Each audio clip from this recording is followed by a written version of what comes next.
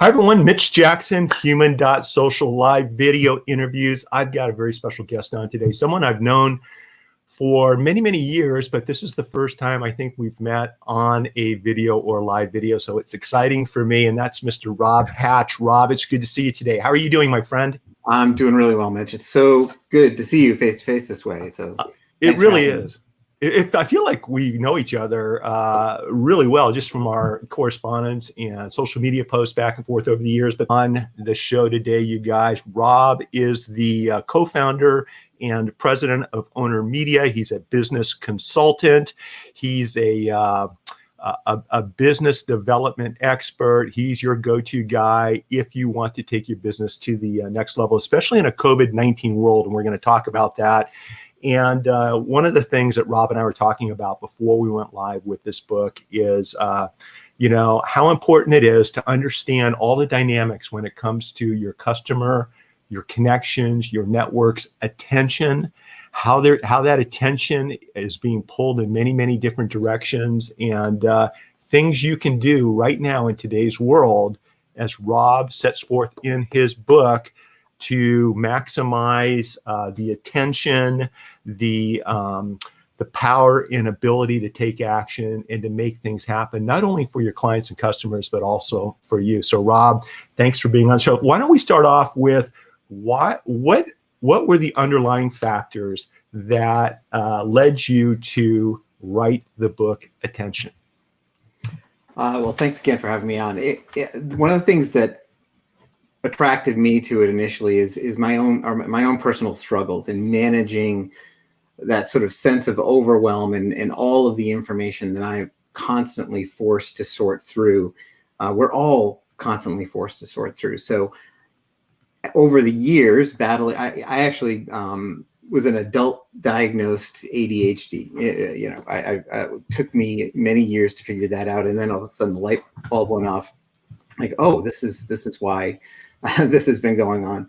But I think that there's a bit of a cultural attention issue going on as well. And we have just come to accept as normal that we can be bombarded by endless, buzzes and dings and notifications. And usually the first thing we do when we wake up in the morning after we turn off the alarm is reach for the phone and start scrolling through our phones as though we are on call,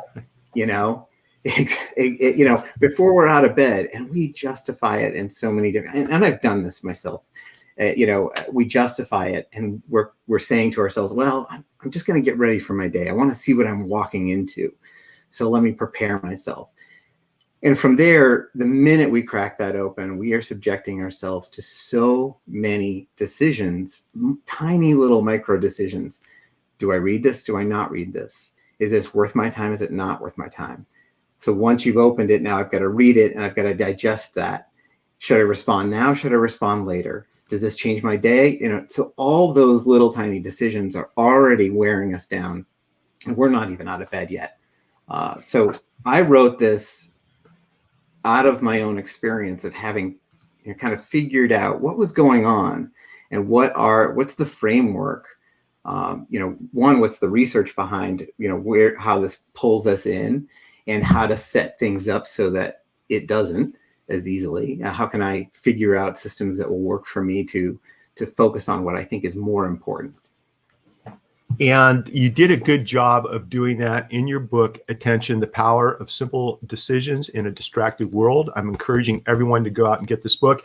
You know what else I'm encouraging everyone to do, Rob, is hit the share button, you guys. We're broadcasting live on Twitter, Periscope, Facebook, LinkedIn, and several different Facebook channels. Share this out with your audience. As Rob and I dive a little bit deeper into the show, you're going to find out why this is so darn important.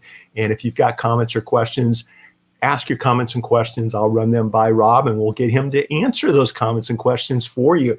Before we went live, we talked a little bit about the problem of our attention being taken different ways down rabbit holes each morning that maybe we weren't anticipating or expecting. And we talked about the Netflix movie, The Social Dilemma. Maybe talk a little bit about why this is such a big problem, why our attention may be going sideways in ways that we're not even aware of. And I think that's the part that fascinates me.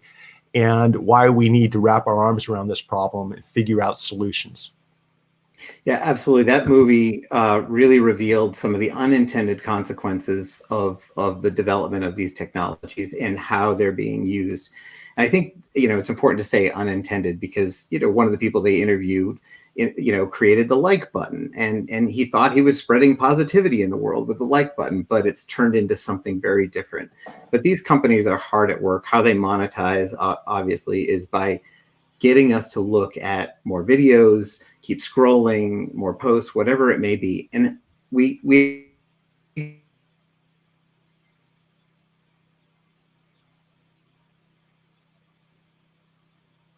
So Rob, I don't know if you can hear me, but you froze up at my end. I can hear you. I'm back. Okay. You're back now. You're back. We're good. I'm sorry to interrupt you. So no. Sorry about that. So it really reveals the lengths at which they will go to pull us in, and how much they want us to stay on there. And on some level, you kind of can't blame them. It's their business. It's their business model. I'm not anti these platforms or anti technology. I love the way these platforms are used. The idea for me to deal with that problem is to create a little space and think about, why am I going here? What's the purpose of my being on this platform? What am I going to get out of it? How do I want to use it? And it could be that you want to use it for entertainment. If you choose to scroll through, TikTok for 15 minutes or so, just as a way, at the end of the day, maybe you just want to be entertained the same way you would watch a TV show. The problem becomes when we're not entering it intentionally and we stay there mindlessly scrolling, and we lose half our day or half our evening. So to me, it's about reclaiming the idea of how do I want to use this? What is this giving me? How do I want to allocate my time? Is this as important as spending time with my kids, for example? The answer is usually no, but. So understanding this problem, in your book, you break it down into 3 sections.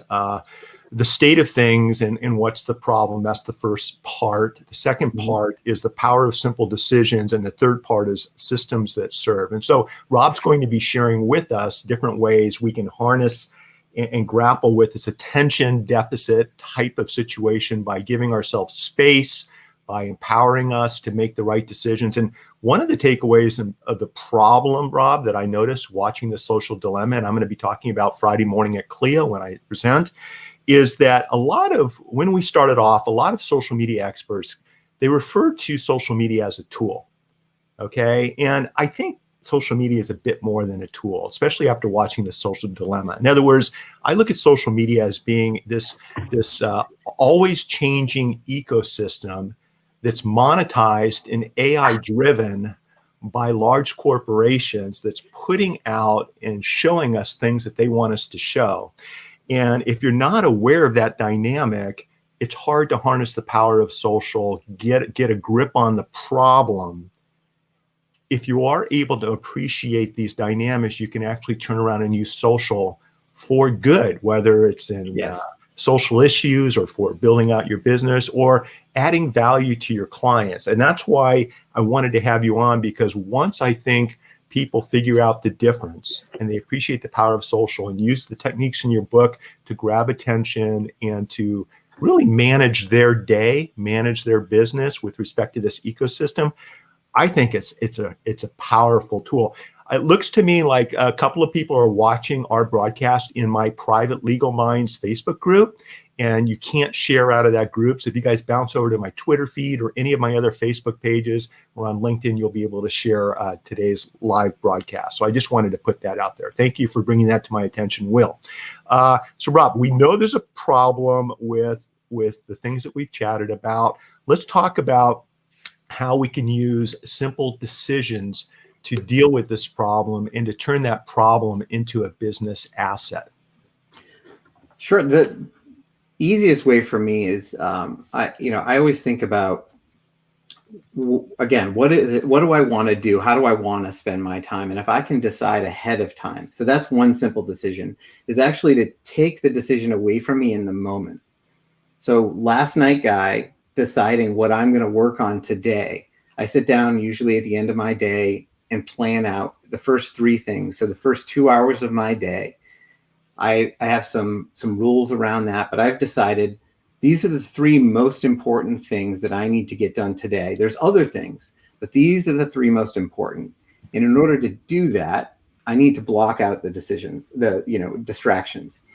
And I've decided ahead of time, and then I have to set some rules up for myself. Like, I won't check email during that time because I know that's going to pull me in. I turn off notifications because I know the minute I answer the phone call, I'm already switching off. I'm focusing my attention somewhere else.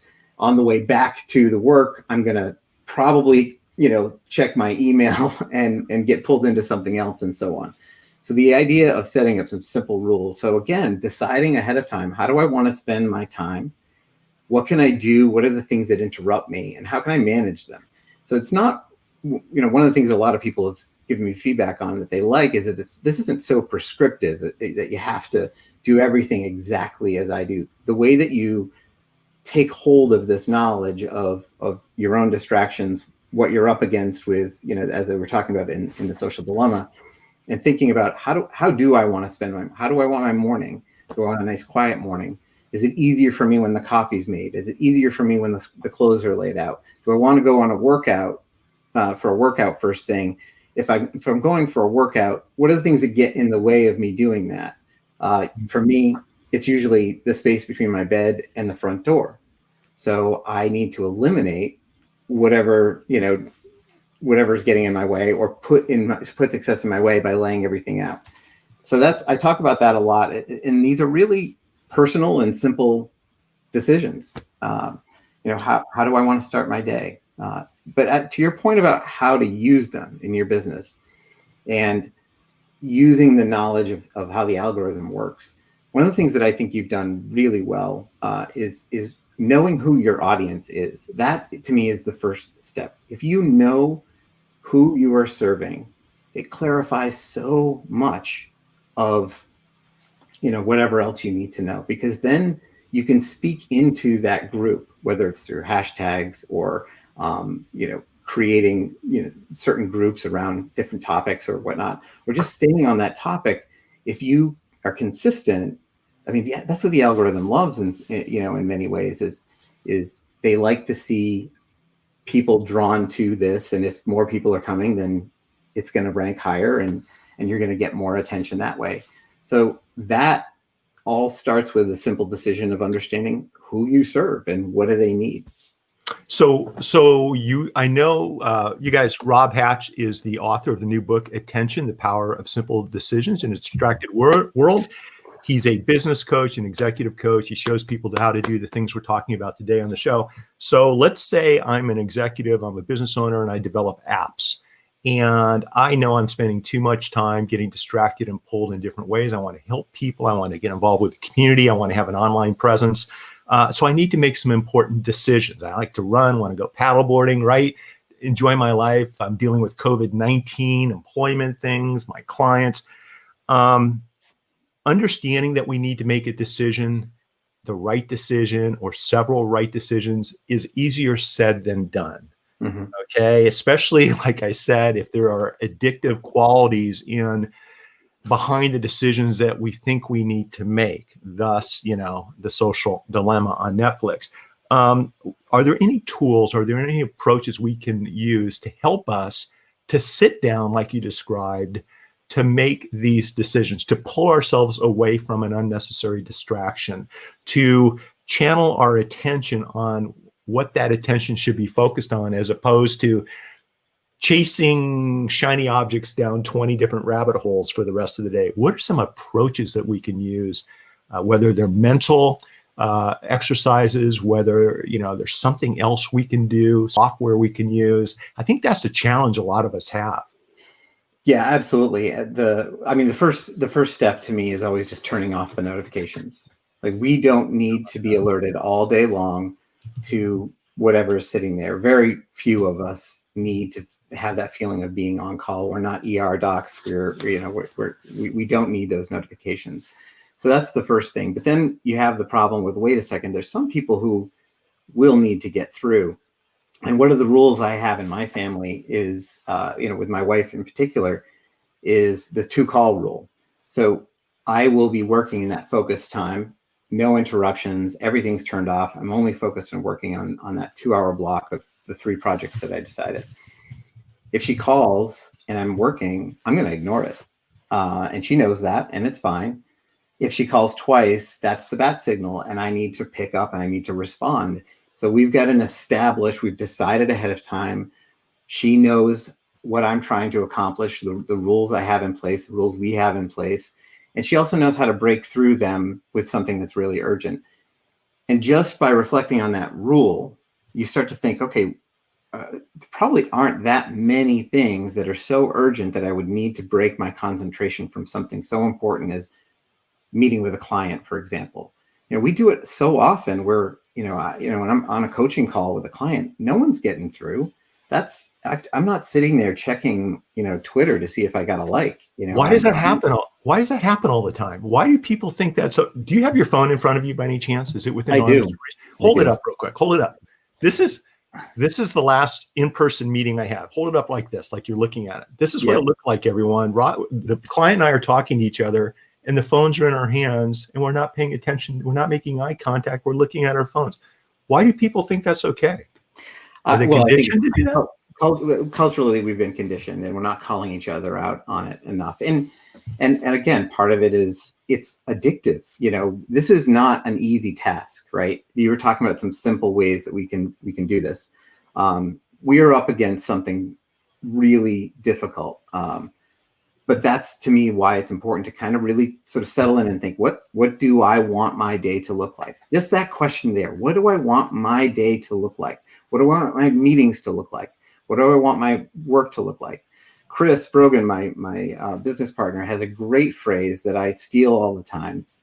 Email is the perfect delivery system for someone else's agenda, right? So if we have notifications coming up all the time, that's not my agenda. That's what they need, they think they need, and they think they need it then. They don't. I will check my email when I'm ready, and I will go in with the intention of, did I get any emails from clients? Already sorted into a folder, doesn't hit my inbox. I check a client folder. I check a business partner folder. I check the wife folder. These are the things that are important, and they're served up. And this is another thing we can do with our technology. It is capable of so much. It is capable of being essentially a robot butler for us. We can set it to serve our needs when we need it. Do we need reminders? Great. I can program them. I can set different tones for certain people. I can allow calls to get through at a certain time. I can silence calls. I can all sorts of wonderful, tools that this has, but we don't necessarily use it. We accept whatever is there by default. We don't use it the way that we could and should. Our calendars is a perfect example, honestly. There's so many spots. We think we need a new app to carry all this information and link all this stuff. Like, there's an entire notes section so that we don't, when we look at the appointment, we don't have to say, okay, let's go into the email, find the email. What did we last talk about? 30 seconds, 2 minutes, maybe, of just putting in some notes in that notes section of your Google Calendar will, as to where we left off. That's it's right there. It's right there, but we're not taking advantage of the tools that are available to us. Mo Lilienthal, who's an amazing attorney out of Alabama, is setting up procedures and rules to stay focused is critical. And Mo, what I've noticed, Rob, is attorneys, once they figure out this problem that we're talking about, they get it, because we're always dealing with timelines. We're always dealing with, we have to control the situation in litigation and during trials. And so we have the ability to step in and fix things. Another aspect to what you're talking about is some of us have been around before the internet and before social media and before the digital problems that we're talking about have popped up. And I read a book when I first started practicing by Mark McCormick, What They Don't Teach You at Harvard Business School. And Mark was talking about taking control of your phone calls And you guys, this applies to your social media posts and Yeah. emails. And what Mark was talking about, and I want you to expand upon this, Rob, and as it applies to today's world, is just because somebody calls your law firm or calls your office doesn't mean you need to take the call. Okay, it's someone reaching out to you on their time. They have no idea if they're interrupting you, and they're placing a call. So you want to have a system set up where, generally speaking, we don't take random incoming phone calls. We initiate that phone call, and we're prepared before we make that phone call. If for some reason we feel the need to have to take that call, we'll keep it short, concise, and use that quick 30 to second interaction to let someone know that we'll be reaching out to them tomorrow, which is a good time between 1 and 5. We take control of the situation so that we're prepared and they don't inadvertently interrupt our planned day. Critically important. I think that works with email and that works with social media too. You take control of the situation. Your thoughts? Absolutely. And I would totally agree. And so think about, this is one of those, like, almost, it's like a customer journey experience, right? So when that call comes in, as you said, no one immediately handed that off to the lawyer and interrupted whatever they were doing in the office. There was usually someone who answers the call. If if you have a receptionist, they would answer the call and take a message, and someone would get back to them. And we understood that that's how things worked. So we actually moved from creating that sort of space and understanding how that worked to constantly leaving ourselves open for that. It's a real problem. So think about what you could communicate, even in a voicemail. So if you regularly give your cell phone number out, what could you say in a voicemail that would help someone to understand that you're not going to be available? And the first thing that comes to mind is, so that I can give every client the service and attention that they need, please leave a message. I love that. Something that communicates who you are, and they're going to be immediately kind of warm to that idea of, like, yeah, he's not just picking up everything that comes at him. He's focused on serving his client right now. And that's what anyone, I think, if you had a receptionist answering the phone, they would say, "I'm sorry, he's with a client right now. Can I take a message?" That's huge, Rob. That's so huge. I'm changing my message on my private cell today that clients have. I want them to know I'm not sending them to voicemail. I'm doing something else, helping an existing client right now. The same thing I would do to them if I was working on their file. You guys, that's huge. And we can set that up in email responses. You can set that up with a quick response in a private message or a DM on social media. Or your front team or answering service can address your incoming phone calls that way. That's value. You guys, we're talking with Rob Hatch, author of the new book, Attention, and the 3 parts that he's listed in Attention. Number 1, the state of things and what's the problem. Number 2, the power of simple decisions. And part 3, systems that serve. It sounds to me like you've got, and I haven't gotten to part 3 yet, Rob, but in the book, you've laid out different systems to help us deal with all of these challenges. Maybe walk us through your favorite 1 or 2 systems or approaches. Yeah. Thanks. They're really, my favorite system is the most ridiculous and simple system. And I have it, I write out my daily sheet for what's going to happen every single day, first and foremost. And I sit down near the end of the day and I plan out tomorrow. It's a wonderfully kinesthetic process where I'm really confronting the things that I did not get to, whatever it is, and moving them again to the next day. And it always, forces that idea of, is this really that important to have made the list? And sometimes you'll find if something's dragging on your list for a while, it really wasn't that important. You thought it was at one point. But that's not really my favorite one. My favorite one is something I call the blank page, or on my sheet, I call it my brain. One of the biggest interruptions in my day are my own random, stupid, silly thoughts, right? I will, don't forget to call the vet for the dog. Don't forget to make that dentist appointment, whatever it is. And we've conditioned ourselves in some way to say, oh, let me just take care of that right now before I forget. And I think that phrase is one of the most dangerous phrases, because while we know we probably will forget, let me just do that right now leads us down this never-ending path of doing 2 minute, 1 minute, let me just do that, let me just do that. And we get so far away from the important work that then we have to cram it in at the end of the day, or it doesn't get done. Or so we leave ourselves open every time we go down that path. So for me, I have that thought, and I have the blank page next to me every day, and I write down the thought and I get back to the work because that was more important. At various points throughout the day, I review my little brain list, the blank page, and see what's on it. And if I have a few minutes, I'll deal with it, or it might need to go on the list for the next day. But it's safe. And it's actually a technique I learned from meditation many years ago, is that you can't sort of keep forcing yourself deeper. You're going to have thoughts, and they have to rise up. You kind of got to let them go and then come back slowly to it. And that's how I refocus, is capture it and get back, and you don't lose your place, so to speak. So that's my favorite system. So let me ask you a question, because you just brought up a written schedule, a blank pad where you can keep track of these things. Bob Farnham, who I believe is a mutual friend, Yes. Not for everyone, but I'm still a big fan of David Allen's Getting Things Done. Hey, Bob, I hope you're doing well and staying safe.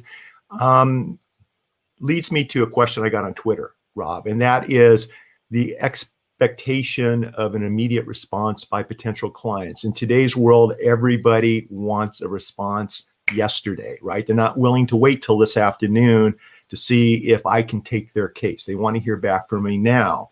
Fair question. So for those people that have a business model where they believe, and maybe it's real, maybe they need to respond immediately. They can't just think about it and not take action. They need to take action right away. Is that a fair statement? Does that not exist? Or if that is the case for some people, what are some ways they can manage that dynamic in a way that doesn't throw them off their game plan for the rest of the day? Yeah. It's a great question. And I've come up against this with realtors, quite frankly, right? Who are really want to grab that. So that's a situation. And again, I think first, let's think about how immediate does that response have to be? You know, maybe they can't wait until tomorrow, but they can wait till this afternoon. Maybe they can't wait till this afternoon, but they can wait an hour. And so you get to, again, decide, because of your knowledge of your client base. This is where, you're the expert of your business. I am, I don't know your business. I don't know your clients. I don't know what their expectations are, but you can still, within the confines of those expectations, start to decide, I will always respond as best I can within an hour. That still helps you to not be interrupted. Another trick that I would use just from the phone, and we were talking about the robot butler, in the systems that are already there. So my iPhone has a setting that I can filter out any calls that are not from contacts. They won't break through. So every time you get a new client, you could create a contact right in your phone immediately, so that when you look at it, you know that that's a client, and you either decide, I'm going to take this call or not. Or the flip side of that is, that's an existing client. I know what they're asking. I'll get back to them, but an unknown number from your local area, you might decide, oh, I'm going to grab that because I don't recognize them, potentially a client. So there are ways to kind of filter out how that information is coming in and how you might make decisions. But again, you get to choose, rather than picking up every single phone call, discovering it's already a client. You could have waited. So it's not, it's not perfect, but it will minimize. And again, if you've already made a decision, if you can tell your clients right up once you sign with them. So you have my cell phone number. Please know that when I'm serving other people, I'm probably not going to drop everything just to pick up the call for you, because I want to give you my full attention. But I'm going to see it, leave a clear message, and I'm going to return those calls as soon as possible once that other meeting is done. So that's something you can set up once the client's there. And again, if it's a number you don't recognize, then, potential client, pick it up. I'm getting a lot of calls every day from numbers I don't recognize, and every time I answer that number, it's a spam call, which is so distracting, right? So that is horrible. My phone is now filtered. It says spam on it now. Yeah. So I just ignore those altogether. You know, spam risk is what it comes up as for some reason. So Apple's doing something fun, or AT&T, or whoever the Yes. Take advantage of the apps that your cell phone provider provides, because it will help filter those out. I've got a question from Lisa over at Facebook, and looks like what she's asking is, can you talk about implementing some of these strategies to team members? In other words, delegating, so that your attention isn't tied up with things that other people can do. Thank you so much, Lisa, because that's actually something I wanted to get back to when we were talking about in the office. I think the first step of that is communicating your intention. So, for example, I used to run a nonprofit out in Western Maine here. We had 60 or so employees, and I thought being a good manager meant leaving the door wide open, right? Anytime you need me, pop in. And I figured out over time, this is one of those, used to do this, would not do this anymore. I started saying things like, in order to give you, I really would love to sit with you and hear your question. I'm working on this right now, but I want to give you my full attention. If I sit with you right now, my attention is going to be split between what I was working on and you. So can you come back, or when can I come find you? So finding little ways to communicate what it is you're working on, that's the first step. But then having other team members, so that opens the door for a culture shift in the way in which you want the team to operate. We get to decide how we set up our day. We get to decide how we're going to deal with interruptions.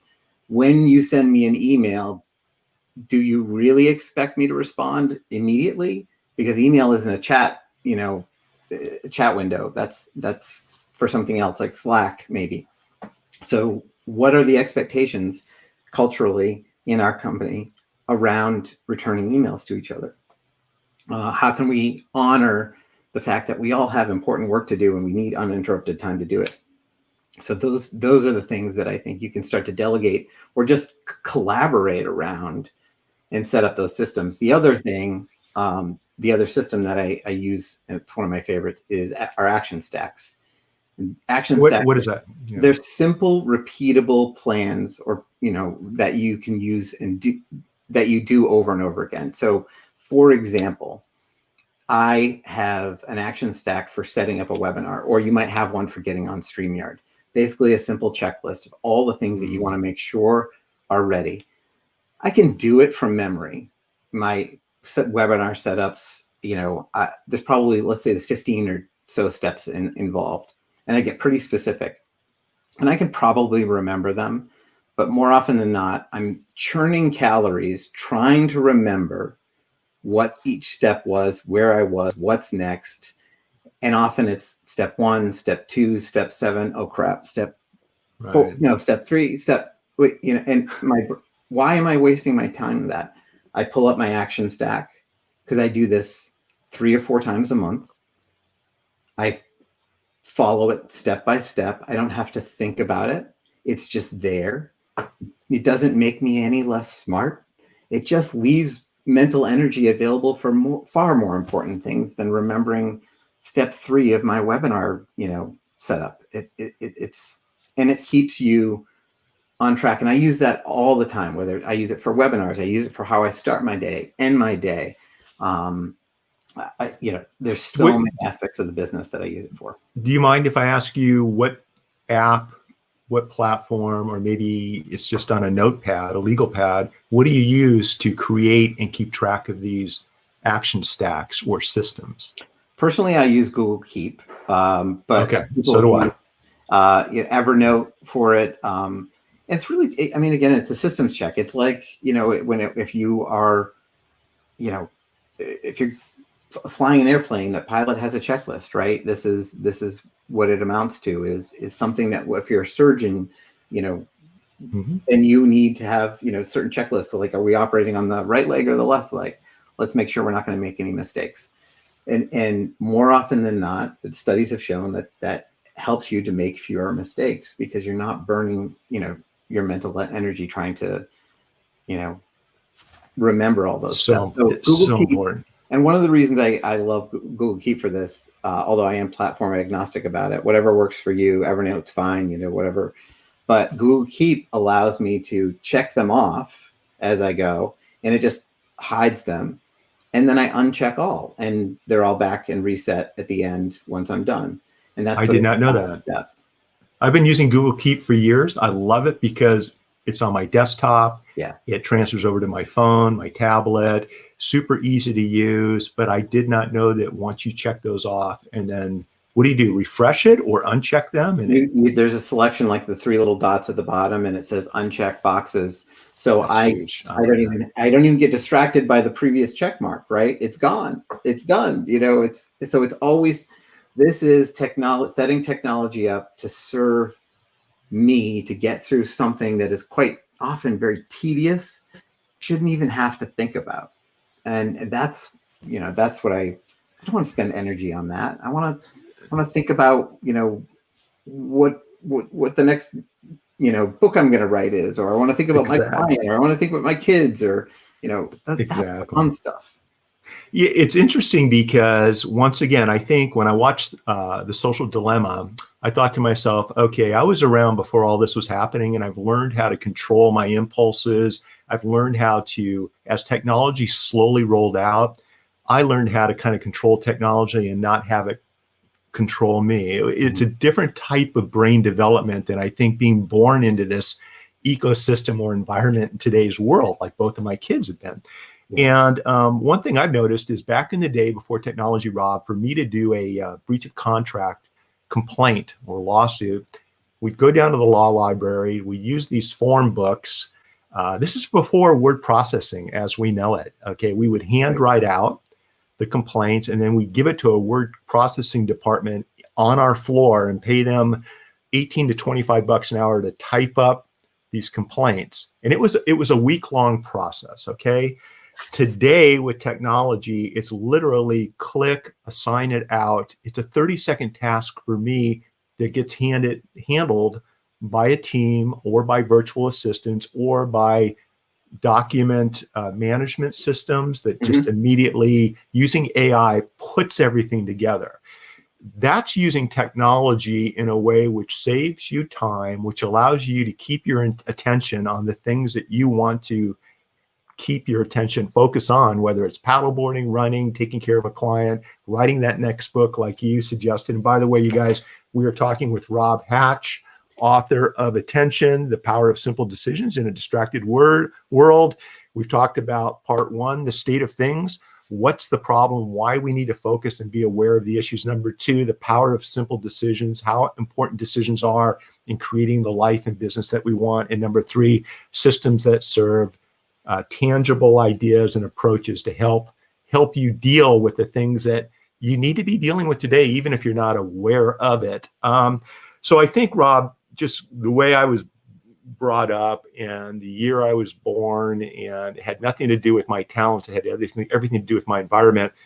I'm pretty comfortable with managing technology and not letting it manage me. Having said that, it's a very addictive device, environment, community, technology, and tool, and we need to be careful about that. Knowing what you know today, what you've shared in your book, the approaches that you've shared with us today, is there anything that you didn't include in the book that you're saving for the next one? Is there anything that you want to emphasize a bit more, maybe since watching The Social Dilemma, right, which came out about the same time your book came out, that you think maybe we want to pay attention to when managing our attention and making the right decision and creating space in our life? That's a really great question. And I talk about it a little bit, but something that I'm really drawn to, and you reminded me of it when you were talking about growing up in a different era in the work that you do. So your work has purpose. You're fortunate to and chose a profession that feeds some sort of purpose in your life. And I'm whether it's taking care of your family and clients, but it's rooted in purpose, and that's an emotional decision. And this is what I'm really fascinated by, because I talk about how willpower is limited. Our willpower is limited. It gets depleted fast, but making emotional decisions or decisions around that have meaning for us. Why are we doing this? I remember an old television ad about quitting smoking where the person put a picture of their child, right there in the between the plastic, the cellophane, and the pack of cigarettes. So as a little reminder, there's an emotional reason why I'm trying to not do this and trying to quit. And that was enough. And there's so much more than I think we understand about the power of how connecting with our future self. And there's some research studies that have focused on this. If you fast forward and imagine yourself, or even if you pictured yourself 20 years from now, and you think about whether it's saving for your retirement and what it would be like without it or with it, you start to develop empathy towards that person. You have an emotional connection. And so you start to think about, okay, well, if I'm going to feel that way, or in order to feel that way, what decisions do I need to make today to feel like that? And I think it's incredibly powerful. Something as simple, another aspect of that, if a friend of ours was going through something difficult, we would many of us would just stop what we're doing. We'd do whatever it took to make their lives easier for whatever period of time. We might cook them a meal or prepare things, or if we knew our spouse had a difficult day tomorrow, we might make breakfast or make sure everything's ready for them so that they can get out the door. But we fail to do that for ourselves. We fail to care enough about ourselves that we set that up. But that's an emotional, that decision to do that, it comes from an emotional place. And I think if we start trying to take care of ourselves in that way, or think emotionally around that, we'll find it a lot easier to do. How do I take care of tomorrow guy when he wakes up? What does he need? What is he going to want? He's got a busy schedule. I should probably lay a few things out for him. And that gives me enough energy at night to choose my clothes or make sure the coffee's ready, or whatever it is. Like, what's going to make his life just a little bit easier? And that's where this comes from, is I don't want my days to be hard. I want them to be easier.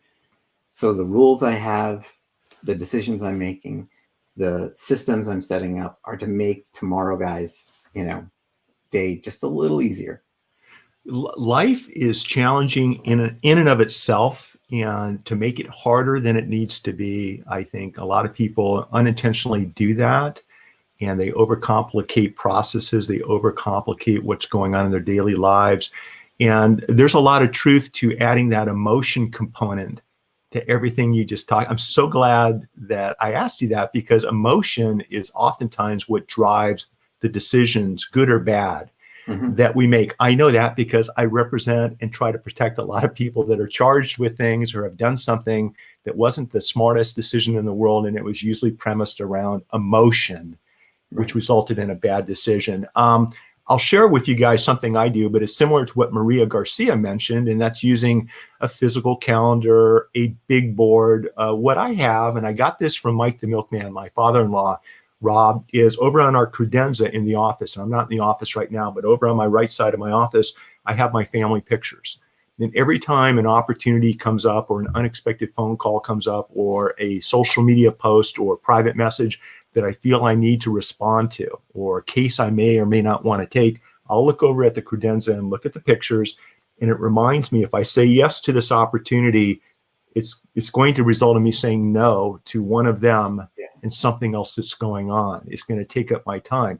So Maria, with this physical type of system that works for you, for me, it's that physical type of photos and videos work for me. That's how it plays in my mind.